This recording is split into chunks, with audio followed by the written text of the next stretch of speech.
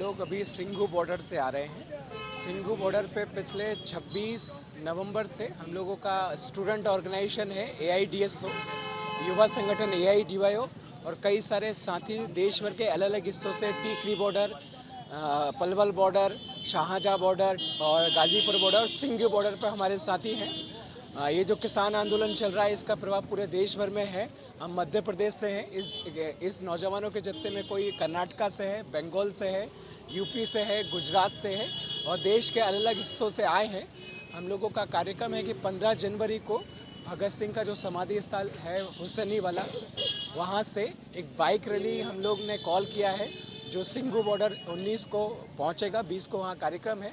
और हमारा मूल उद्देश्य है कि इस देश के जो महान क्रांतिकारी रहे हैं भगत सिंह, सुखदेव, राजगुरु, जिन्होंने हमेशा अन्याय के खिलाफ लड़ने का हमें हौसला दिया है। आज ये केंद्र की सरकार है जो तानाशाही रवैया कर रही है, किसान इतनी ठंड में पिछले 1.5-2 महीनों से दिल्ली के चारों ओर बॉर्डर पे बैठा हुआ है और देश के हर हिस्से में बोल रहे हैं लेकिन ये तानाशाही सरकार मान नहीं रही है। तो देश का छात्र, नौजवान, किसानों के साथ पूरे कंधे से कंधे मिला कर सक्रिय तौर पे हम लोग साथ में हैं और हम लोग पंजाब के एक एक गांव में, शहर में जाएंगे और जो किसान आंदोलन की जो शक्ति है, किसान आंदोलन का जो संदेश है कि जब तक ये किसान विरोधी 3 कानून वापस नहीं होंगे तब तक ना सिंघू बॉर्डर, ना गाजीपुर बॉर्डर, ना पलवल बॉर्डर, तमाम बॉर्डर से किसान भी नहीं हटेंगे और देश का छात्र, नौजवान, मजदूर, महिलाएं सभी आंदोलन में साथ हैं। तो ये हम लोग छात्रों, हमारा संगठन है AIDSO, वो एक रैली कर रहा है।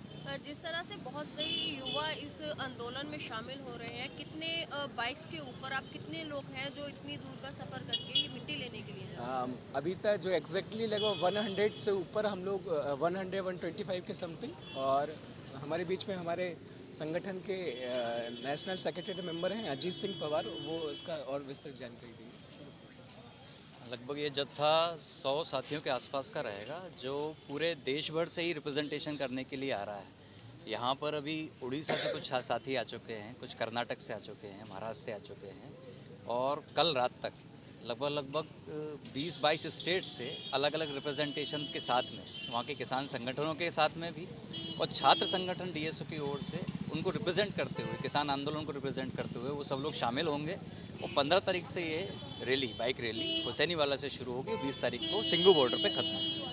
जिस तरह से किसानों के साथ पूरा देश जुड़ चुका है, जन आंदोलन बन चुका है, पर सरकार झुकने को तैयार नहीं है। लगातार वहाँ पर लोग शहीद भी हो रहे हैं पर फिर भी सरकार झुकने का नाम नहीं ले रही। सरकार अपनी तरह से अपना काम कर रही है और लोग अपनी तरह से अपना काम कर रहे हैं।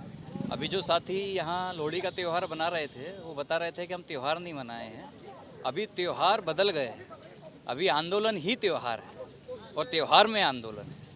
तो ये पहली बार देश देख रहा है, शायद दुनिया में भी ये पहली बार देखा जा रहा होगा कि आंदोलन को पर्व की तरह लोग तैयार हो रहे हैं, मना रहे हैं। सरकार के लिए ये मुसीबत और बढ़ रही है, जो सुप्रीम कोर्ट का वर्डिक्ट आया उससे भी बढ़ी जो उन्होंने कहा। लेकिन ये भी है कि जिस तरह से समिति बनाई गई, जिस तरह से चीज़ें चल रही हैं, साफ दिख रहा है कि कहीं ना कहीं आंदोलन को खाना पूर्ति के हिसाब से वहाँ से डिस्पैच करने की कोशिश की जा रही है। लेकिन किसान जानते हैं उनकी सिर्फ एक मांग है, ना 2 मांग है, ना 3 मांग है, ना 5 मांग हैं, सिर्फ एक मांग है, काले कानून वापस होने चाहिए।